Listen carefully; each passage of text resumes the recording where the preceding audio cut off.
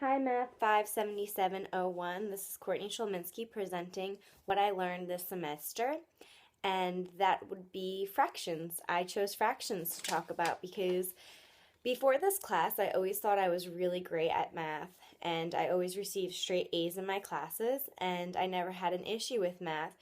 But during this class, I realized that I knew the algorithms and how to use a calculator for math related material, but I didn't really understand math. I didn't understand fractions. I didn't understand what they represented.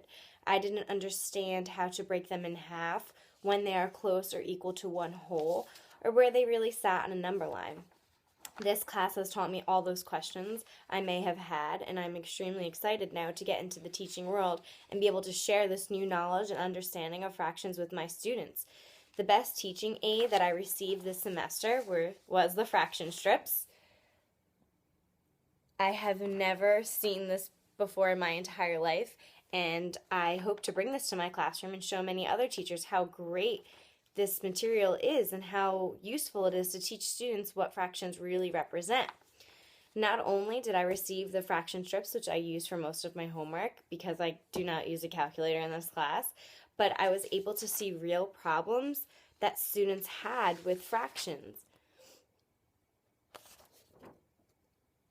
I think this is the only class I've ever taken that has given me students material and taught me how to become a teacher. And when I see this material, be able to think of better solutions or to see how the students are thinking about fractions. For example, we had the worksheet that was the sharing sub sandwiches, which I loved. I felt like I was actually being a teacher, and it really gave me the confidence to see that I can think about understandings of fractions and I can teach them and I can see where students are going wrong and what might help them. Here's the example of this worksheet with the students' work.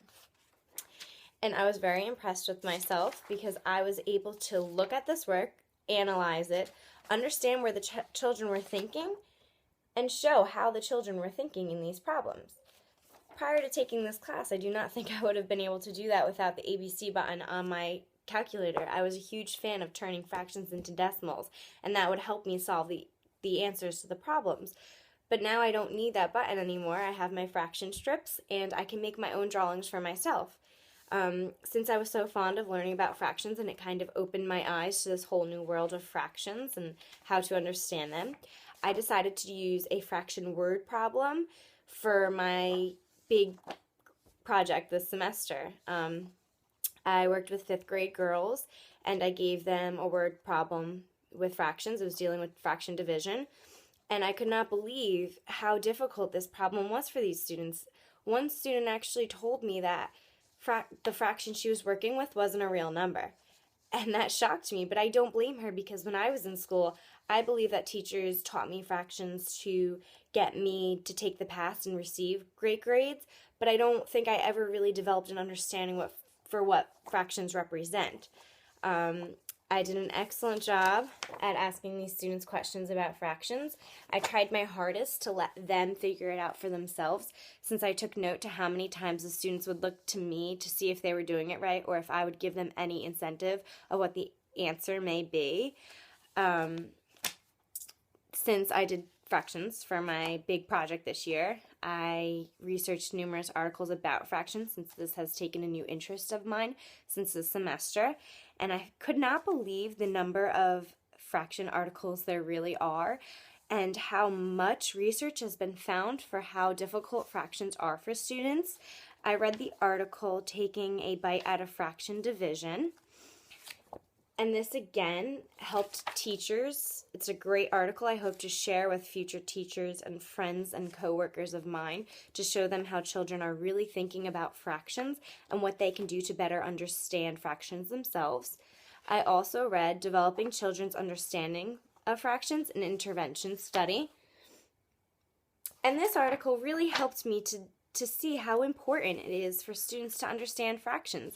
They might not always have a calculator with them. I know technology is increasing and we have calculators on our phone, but it's great that fractions are surrounding us all day, every day, in stores and restaurants, everywhere we go, and we need to be able to do these and to actually understand how fractions work. I also learned in this class, since I'm talking about fractions, and it was my big eye-opener of the semester, where they stand on a number line. I don't know if you gave me this worksheet prior to this class, if I'd be able to actually complete this worksheet correctly, since I normally would take a fraction and figure it out as a decimal and then be able to place it on a number line. But I definitely will use this material with my own students to better complete their understanding of fractions as well. Also, ordering fractions. I haven't done that in so long, and it was such a great refresher to be able to do this again without a calculator and really see how 6/7 is closer to 1 and be able to estimate which is smaller, which is larger. I hope to bring everything and all my materials I learned about fractions to my own students. I definitely want them to see the importance of understanding the concept of fractions rather than getting the work done by algorithms and all those funny tricks we learned in class. I want them to understand fractions, to be able to talk about fractions and tell me how they came up with their answers rather than just guessing or writing down numbers that looked like it could be the answer. I'm very grateful to have this class. It increased my knowledge of math as a whole and how to teach.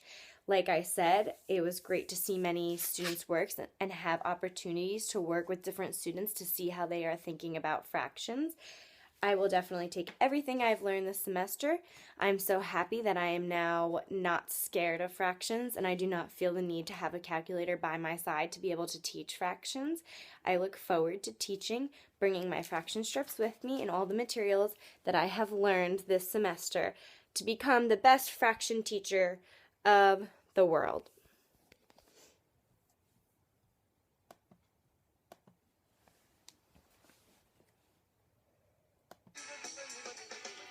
These two have different denominators. Time for some math now. We need the same denominators, so we can add now. So we find the least common multiple, the LCM now, to use as the new denominators for equivalent fractions. 3/4 here is 12/16. 1/8 is the second fraction, 2/16. When I add that up, it's 14/16. But reduce it and the answer 7/8. But reduce it and the answer 7/8. Said if you need to do so. I can't wait to make math fun with all the great materials I learned this semester.